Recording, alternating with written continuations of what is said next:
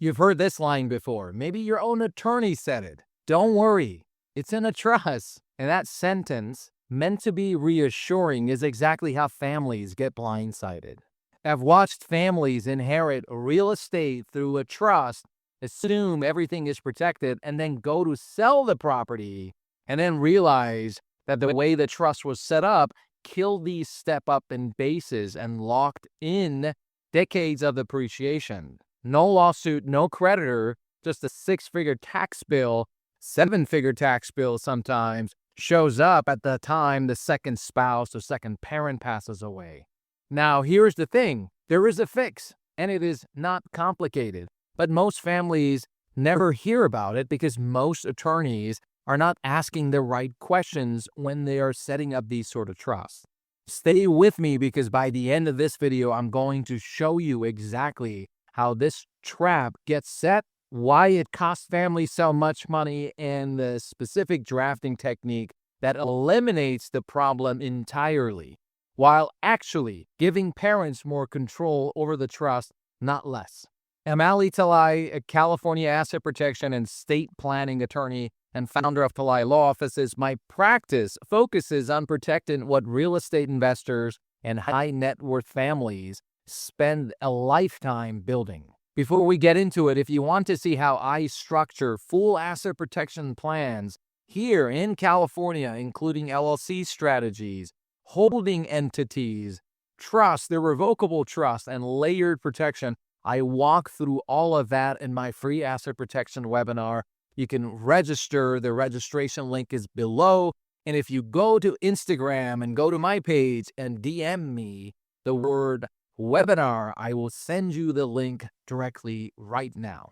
Not too long ago, a family came to me after both parents had passed away. They came to me because they needed to figure out what to do with the properties. And they quickly discovered that the answer was more complicated than they had expected. The parents had done what they thought was the responsible thing. They set up an asset protection trust about 18 years ago and transferred 3 separate properties into it, 2 rental properties in Los Angeles and their family home in Beverly Hills. Combined, those properties were worth about $12.5 million at the time the second parent passed away. The income tax bases on all 3 properties combined were about $3.2 million. So there was roughly $9.3 million in built-in appreciation sitting inside of this trust. The children assumed they were in great shape. Everything was in a trust. It avoided probate. The assets were protected from creditors. Their parents had done the planning, the right planning they thought they had done. But when the children went to sell the rental properties, they kept the personal residence. It would have been the same story. But when they went to sell the rental properties, they discovered something nobody had explained to them. Because the trust was structured as a completed gift, the assets were not included in the parents' taxable estate. And that meant no step up in bases. The children inherited their parents' original low-cost bases. When they sold the 2 rental properties, the combined capital gains tax, federal and California, was over $1.5 million. $1.5 million gone. Not to a lawsuit, not to a creditor, to the tax system, to the IRS. And then the parents' estate was not even close to the federal estate tax exemption. There were no estate taxes to pay. That trust was solving a problem that did not exist. And in the process, it created a problem that cost the family real money. Let me explain the mechanics because this is where the trap gets set. When an asset protection trust is structured as a completed gift for tax purposes, the IRS treats the transfer as a final and permanent transfer. The assets are considered fully out of the grantor's estate. It sounds like a win, right? Because it means those assets are not subject to estate taxes when the grantor dies. But there is a cost that comes with that treatment.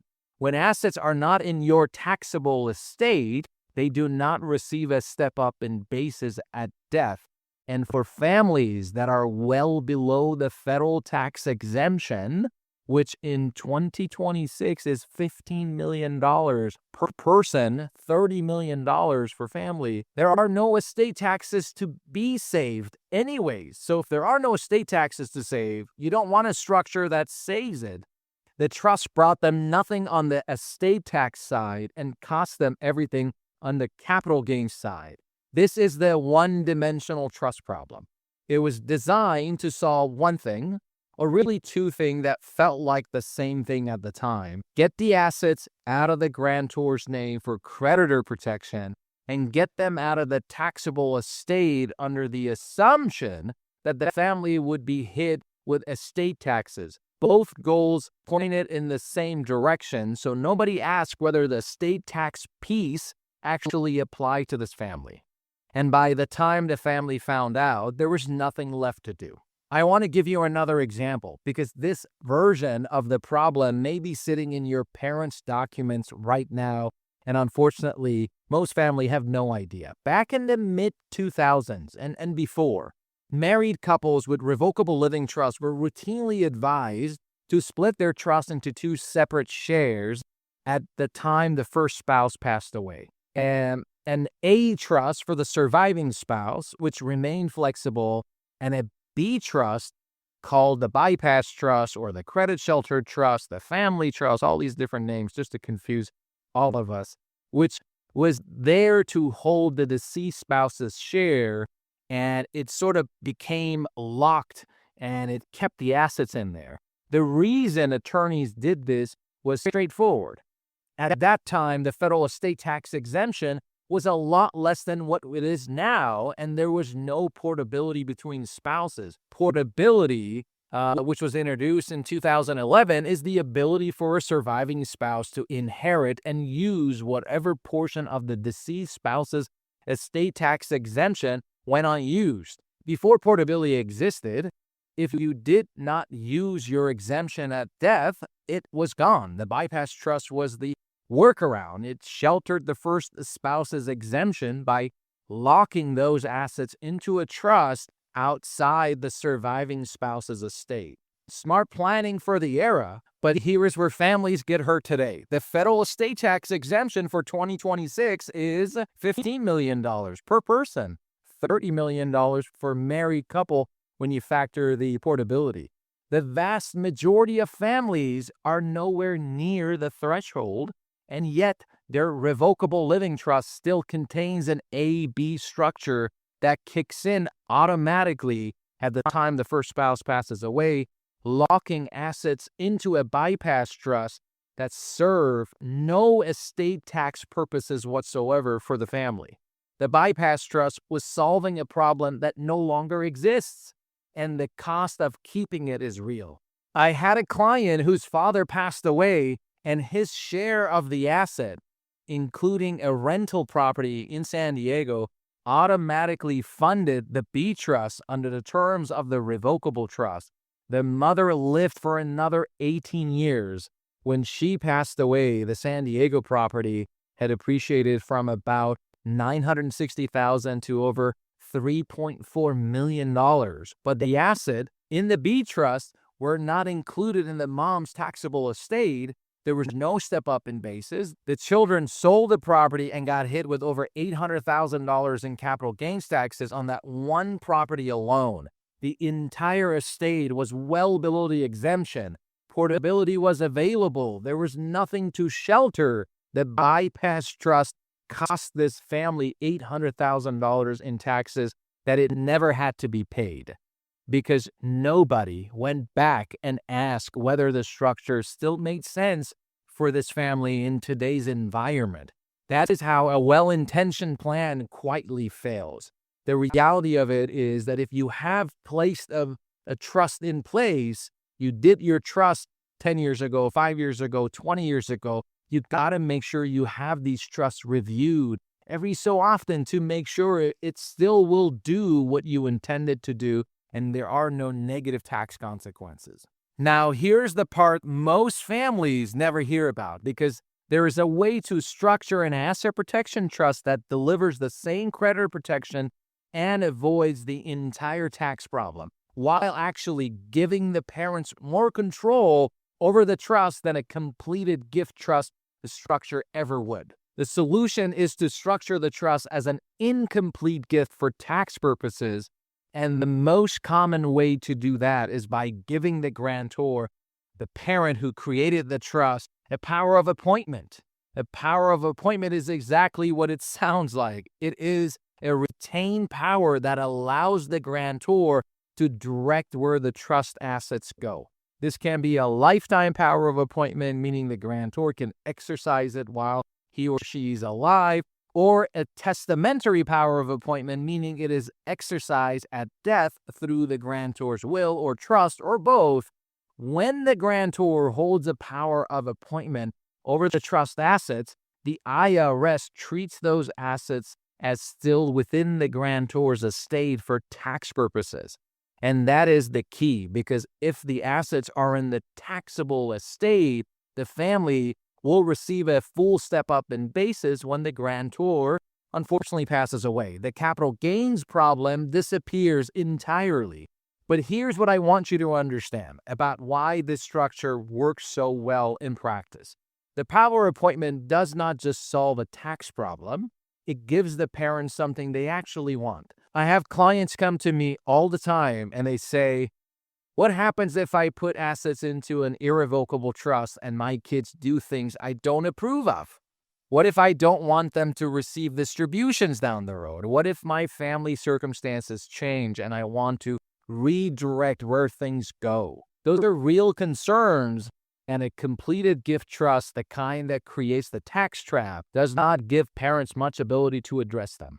Once the gift is completed, once the transfer is made, the parent have given up a significant degree of control. But with a power of appointment, the parents can change beneficiaries, they can veto distributions, they can redirect assets at death to different people or different trusts, depending on how circumstances change and evolve.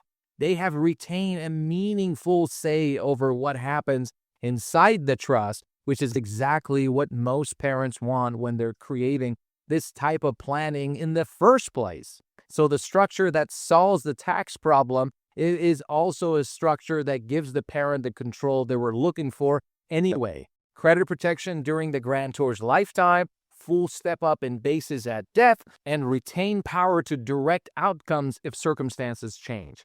This is what a properly designed asset protection trust looks like. Now, let's be clear.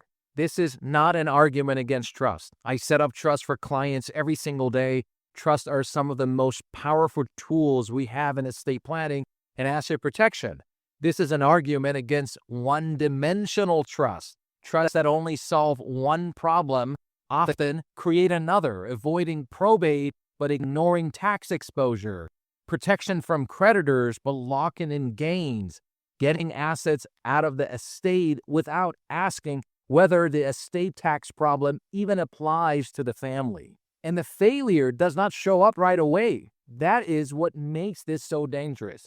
It shows up years later when the family is grieving and under pressure. That is the worst possible moment to discover that the plan has no off-ramp.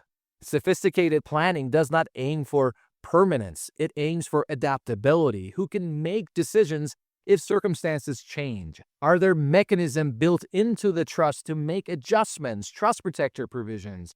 Can the plan respond to pressure instead of breaking under it? When those questions are not asked upfront, families end up inheriting structures but not strategies. And that is a distinction that matters. If your plan only works when nothing unexpected happens, that is not protection, that is hope. And your family deserves more than hope. Key takeaways. A trust that looks safe today can become liability tomorrow if it eliminates flexibility. Real asset protection is not about locking in assets forever. It's about preserving control so your family is not forced into bad decisions when it matters most. The right structure gives you credit protection now, a step up in basis when the assets transfer, and retain control along the way. You do not have to choose between protection and tax efficiency, but only if the trust is designed correctly from the beginning. Now, if this idea of control and flexibility is resonating, Go watch my next video on why control matters more than ownership and asset protection. That video connects directly to everything we covered today. Go watch it next. I look forward to seeing you over there.